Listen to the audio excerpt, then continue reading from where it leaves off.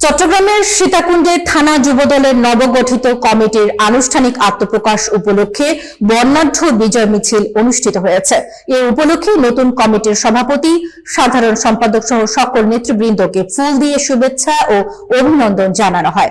সীতাকুণ্ড প্রতিনিধি মোহাম্মদ রমিজ আলী জানান, সীতাকুণ্ড থানা বিএনপির পক্ষ থেকে সদস্য সচিব কাজী মোহাম্মদ মহিউদ্দিন নবগঠিত যুবদল নেতৃবৃন্দকে ফুল দিয়ে বরণ করেন। একই সঙ্গে সীতাকুণ্ড আসনে বিএনপির মনোনীত প্রার্থী কাজী মোহাম্মদ সালাউদ্দিন নতুন কমিটির সকল সদস্যকে শুভেচ্ছা ও অভিনন্দন জানান এবং দলীয় ঐক্য বজায় রেখে ভবিষ্যতে সাংগঠনিক কার্যক্রম আরো জোরদার করার আহ্বান জানান। বুধবার 17 ডিসেম্বর বিকাল 4টায় সীতাকুণ্ড উত্তর বাজার থেকে বিজয় মিছিলটি শুরু হয়। মিছিলটি উপজেলার বিভিন্ন গুরুত্বপূর্ণ সড়ক প্রদক্ষিণ করে একাধিক স্থানে সংক্ষিপ্ত সমাবেশের মাধ্যমে শেষ হয়। এ সময় নেতাকর্মীদের স্লোগানে মুখরিত হয়ে ওঠে পুরো এলাকা।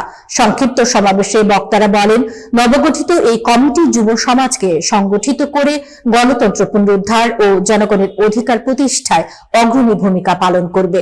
তারা দলের সিনিয়র নেতৃবৃন্দের দিক নির্দেশনায় সীতাকুণ্ডে বিএনপি ও অঙ্গ সংগঠনের সাংগঠনিক কার্যক্রম আরো গতিশীল করার প্রত্যয় ব্যক্ত করেন। বিজয় মিছিলে যুবদল ও বিএনপির বিভিন্ন স্তরের নেতাকর্মীরা স্বতঃস্ফূর্তভাবে অংশগ্রহণ করেন। পুরো আয়োজনটি শান্তিপূর্ণ ও উৎসবমুখর পরিবেশে সম্পন্ন হয়।